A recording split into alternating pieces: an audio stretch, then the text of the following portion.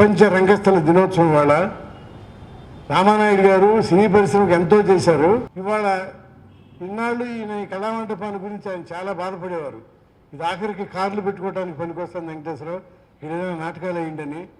So ఆయన ఇటీవలే మన నుంచి దూరం అయ్యారు కనుక ఇవాళ ఈ ప్రపంచ రంగస్థల దినోత్సవం రోజున మనం ప్రమాణం చేయాలి. ఏంటంటే కనీసం ఆయన జయంతి రోజు అంటే జూన్ 6వ తారీఖున ఇక్కడ ఒక నాటికం వేసి ఆయన రుణం తీర్చుకోవాలి.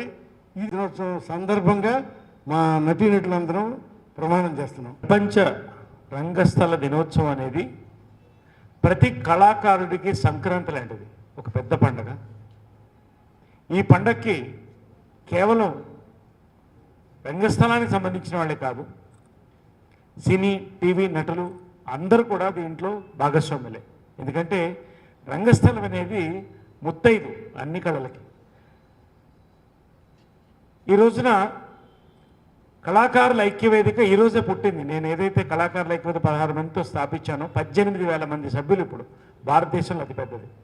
ఆ రోజు ఎందుకు స్థాపించామంటే ఇదే రోజున ఒక గొప్ప రంగస్థల నటుడు భార్య ఆయన చనిపోయిన తర్వాత అంట్లు తోముకుంటూ దొరికితే కళ్ళల్లో నీళ్ళు చెమర్చి ఆమెకి కొంత డొనేషన్ ఇప్పించి ఆ రోజు నిర్ణయం తీసుకున్నాం. రంగస్థలం బతికితే కళాకారుడు బతుకుతాడు, అన్ని కళలు బతుకుతాయి. కాబట్టి రంగస్థల దినోత్సవాన్ని ప్రతి సంవత్సరం నేను అనంతపూర్లో చేసుకుంటాను.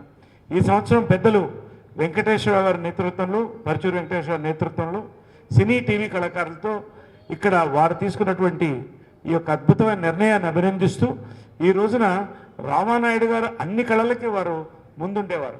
వారు కోరారు వెంకటేశ్వర గారిని ఇక్కడ నాటకాలు జరపండి. కాబట్టి వారు మన మధ్య లేరు, అయినా మన మధ్య ఉన్నారు. వారిని స్ఫూర్తిగా తీసుకుని వెంకటేశ్వర గారు చేసినటువంటి ఒక అద్భుతమైనటువంటి కార్యక్రమం ప్రారంభోత్సవం అనుకోవచ్చు. ఈ రోజున ఖచ్చితంగా మేము కూడా ఈ యొక్క నాటకాలకి ఒక కళాకారుడుగా, ఒక సామాజిక సేవకుడుగా వెంకటేశ్వర గారితో ఉండి వారితో అన్ని సహకారం అందిస్తామని కూడా మాటిస్తూ నేను సెలవు తీసుకుంటున్నాను. నాటక దినోత్సవం ప్రతి కళాకారుడు గుర్తుంచుకోవాల్సిన రోజు.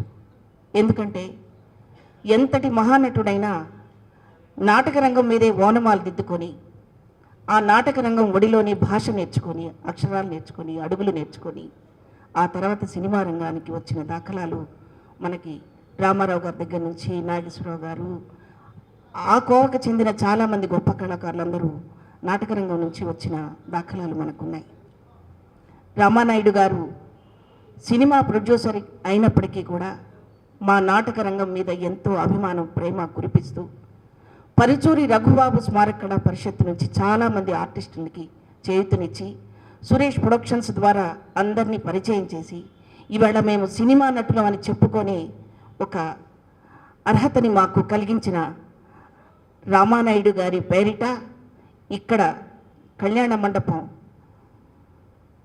ఉన్నది కనుక ఈ కళ్యాణ మండపం వినియోగించుకోవటం లేదనే అభిప్రాయంతో పరచూరి వెంకటేశ్వరరావు గారు, మా గురువు గారు, ఈ కళ్యాణ మండపానికి మళ్ళీ కదలిక తీసుకొచ్చి నాయుడు గారు కోరుకున్నట్టుగా ఈ వేదికపై కళాకారులు మంచి మంచి అద్భుతమైన కళాఖండాలు చేయాలని ఆయన కోరిక ఉండేది.